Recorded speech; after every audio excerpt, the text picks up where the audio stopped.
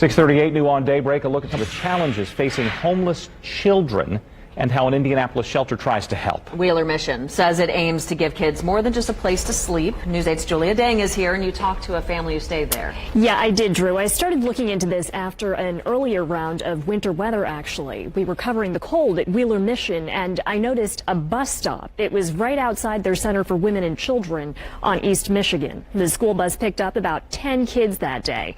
They had their backpacks and lunch boxes. It really looked no different than any other bus stop in the morning. But those children were getting ready to spend the day with teachers and friends who had no idea where they spent the night. On any given night, more than 3,500 children are homeless across central Indiana. Here and nationwide, women and children account for the fastest growing portion of the homeless population. I talked to 11-year-old Nevaeh Cottrell, who stayed at Wheeler. She had a home until her mother, Chelsea Terry, lost custody. My mom did drugs and we got taken away by DCS. I decided that I didn't want my children to go to my funeral because of my drug use. It had gone on long enough, and the pain that I was causing them wasn't fair.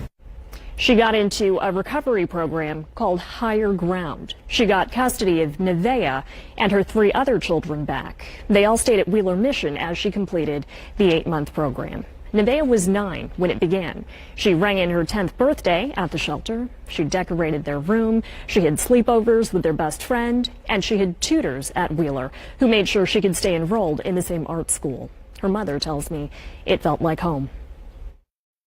Bringing any child to a homeless shelter, it was scary. It was like, how are they going to handle it? How are they going to react to it?